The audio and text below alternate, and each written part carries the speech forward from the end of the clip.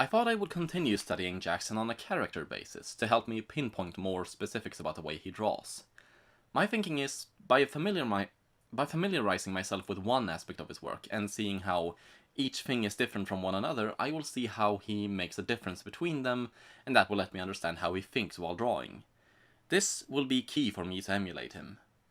I don't want to copy Jackson, as in falsify his work, but he has a lot of characteristics that would be useful in my own art. By learning how he makes his pictures, I hope to improve myself.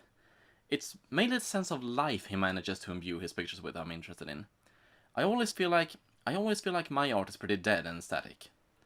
Starting with Kat. I talked about Kat in my earlier video, called Catherine Vance, A Voice of Reason, Got a Crush on Art, etc. I want to study her because she feels the most familiar to me. She's a main of sequential art, I have a much easier time drawing women, and because Jackson likes to separate his more salacious work from his narratives, she's quite safe to draw. First observation, she's fit, casual, lively, and always seems to be up to something. Physically, she's beautiful, which is a strange thing to say about a cartoon character, I just realized. But she's got that classic hourglass figure, long legs, big eyes, and I can't go into further detail without being a label a freak, so I'll just move on, but her proportions are eye-catching. As you can tell, Jackson is mildly influenced by manga and anime. She's got the big head, the big eyes, the exaggerated proportions, but it's much more ergonomic than most manga I have seen.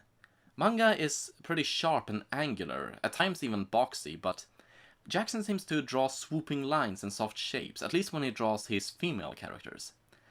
There is a certain edginess to Kat though, not in a brooding teenager sense, but her forms and lines appear to cross over one another and radiate outwards from places like her neck. It makes her seem sporty and sleek. She's very thin, but with clear feminine curves that come by exaggerating her body parts. This, as you can see, I have trouble replicating. Her hips and shoulders are almost twice as wide as her midriff, and her neck is a stick holding up a bowling ball, and her wrists are about to fall off, compared to a Loomis body. Loomis standardized human proportions to teach accurate anatomy, and you need to have an idea of normal to make something unique. The crux is learning how to deviate and make something unique. I know Kat doesn't look anatomically accurate, but she's exaggerated for effect. Take her tits, for example. Her tits aren't as big as her head, but the composition of her wide shoulders, small torso and waist make them feel very big. By exaggerating, Jackson hammers this point home, tricking our brains into perceiving her as attractive, even if a real woman with these proportions would be considered deformed. This is the problem I have.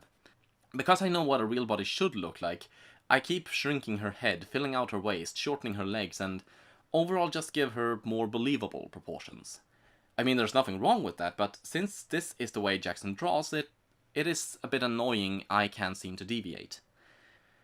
The only time I really managed to ignore the rules is when I lost interest for a few moments and got sloppy, and that's not good at all.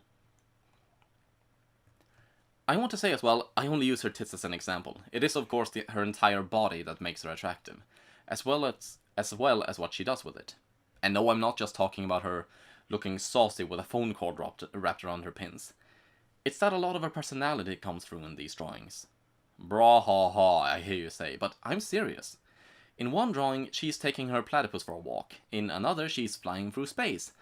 In another, she's about to fight a monster, and so on. Jackson's pictures usually catches a moment, a still from something happening, or his characters doing something. Rather than just showing an attractive body, he shows his characters in a world doing stuff. That helps a lot in making them come alive and feeling like real people, and that is just as important as them looking good. Basically, this is fun. Is it dumb and immature? Oh yes, but it is fun. That's not to say these images are enough to convey her entire character, or even convey it accurately, but they feel alive, and that's always a good thing. Much of this life comes from the way the character moves. Yes, they do move, even if they're still. The first thing you do when drawing a character is to decide how to pose them.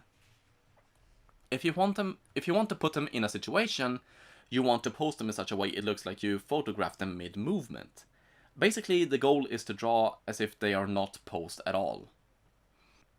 Jackson knows how to draw in such a way the outline itself illustrates the movement of the character. The direction of the body, the weight of the line work, the deformation of the clothes, not to mention the subtle clues in the environment and the composition, the placement of the character in the image. It all adds a sense of movement that I would love to integrate into my own work. Thank you for watching, I really appreciate it. I hope you had fun. I know I did, and I should be continuing doing these studies with other characters. It shouldn't, but probably will take too long, because I'd really like to understand Jackson before I move on to studying someone else. Or maybe just show some of my own doodles in the future. By then, I feel I will have run out of things to say. I may need to invest in some theme music. Or make some myself. I have Audacity, I can make a tune. But thank you all for watching, and I hope you will see me in the next video. Bye!